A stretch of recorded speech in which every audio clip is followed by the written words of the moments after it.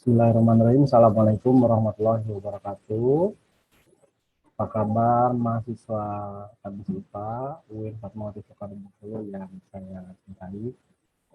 Alhamdulillah pada kesempatan kali ini pada pembelajaran kimia dasar 1 kita masuk kepada materi pembahasan asam basa. Ya. Ini mata kuliah ini diampu oleh saya Raden Dawud Tanjung Kusuma MPD.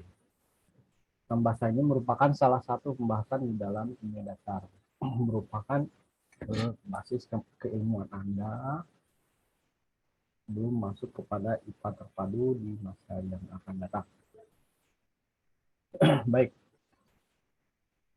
belum masuk pada asam basa, kita harus tahu terlebih dahulu tujuan pembelajaran kali ini, yaitu untuk mengetahui definisi asam basa menurut beberapa ahli.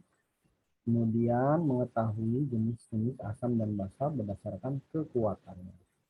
Nah, jenis kekuatannya itu pasti ada tolok ukurnya atau batas kuantitatifnya. Makanya yang dinamakan dengan ada yang namanya konsep pH dan pOH. Setelah itu, bagaimana caranya kita bisa mengetahui pH melalui indikator-indikatornya. Nah, itulah tujuan pembelajaran pada pertemuan kali ini.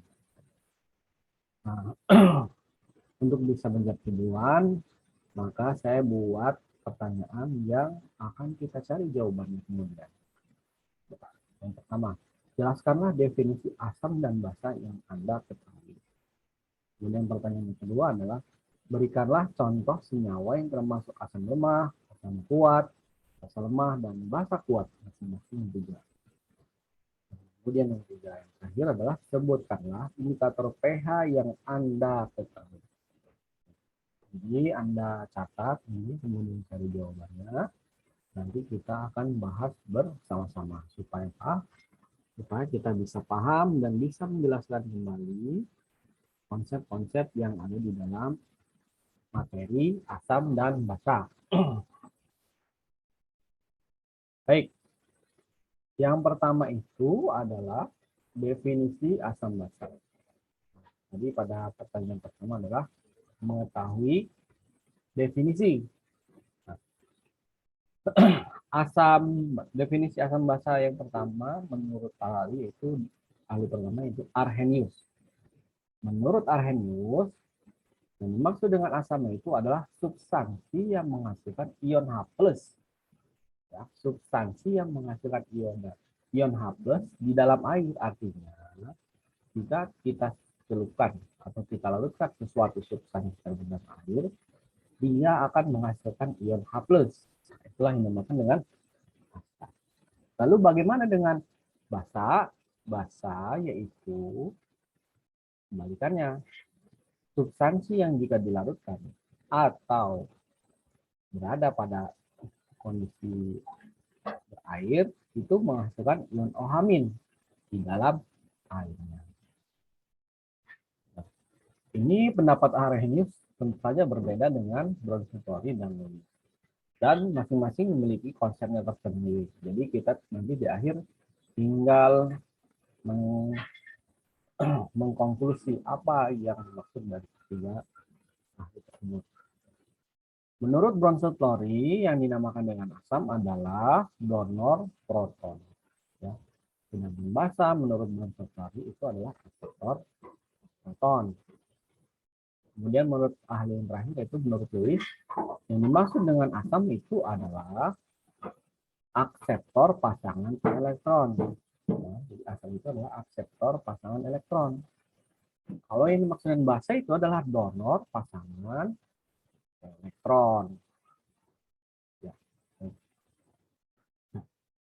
Kemudian menjawab pertanyaan kedua, berikanlah contoh dari asam dan basa. Asam basa. Asam kuat, basa kuat, asam lemah, basa lemah. Kita awali dari asam dan basa kuat.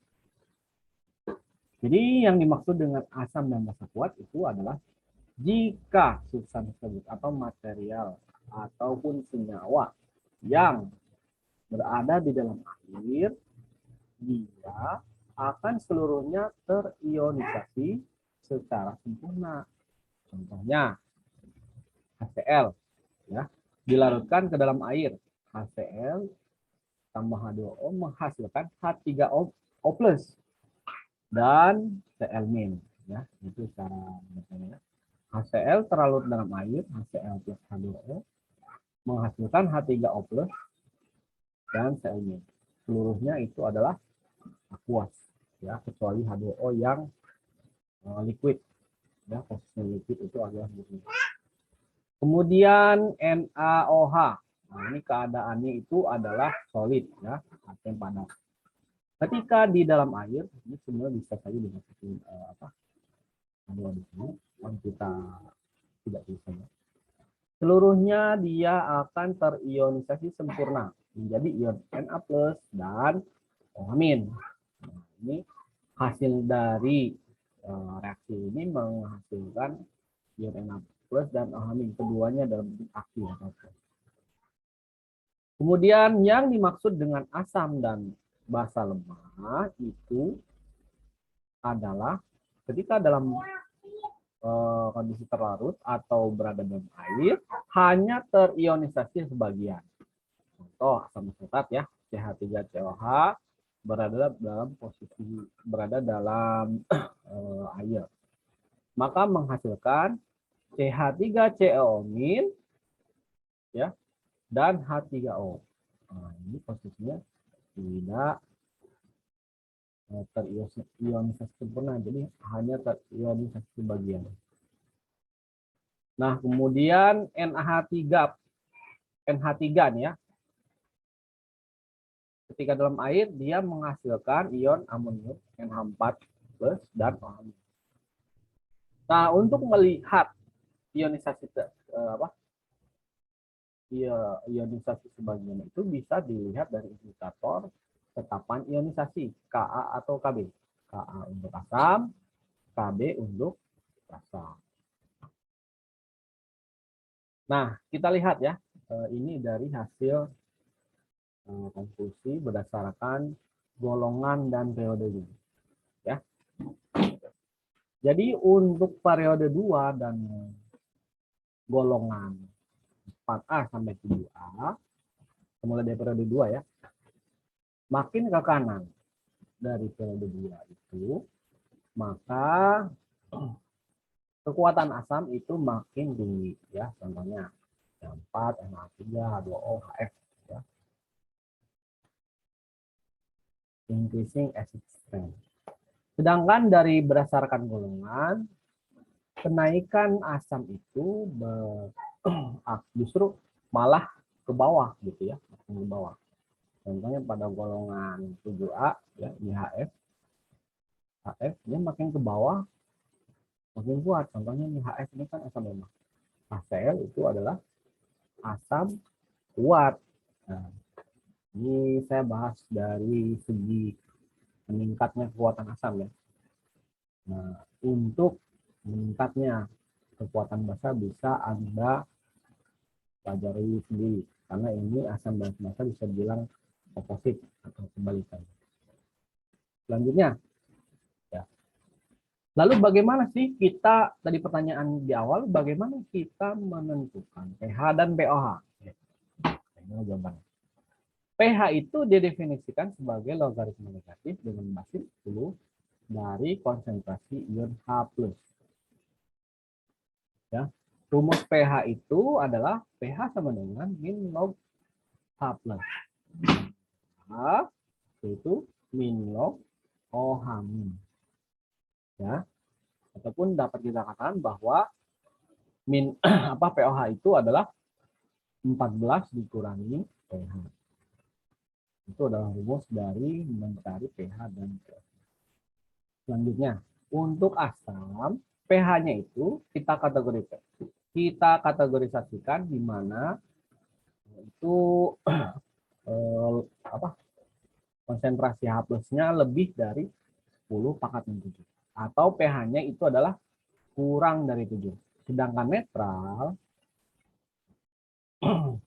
konsentrasi H+-nya itu sama dengan 10-7. Atau pH sama dengan 7. Sedangkan konsentrasi basa, Untuk basa, konsentrasi H+-nya adalah kurang dari 10 pangkat mg dengan pH lebih dari 7.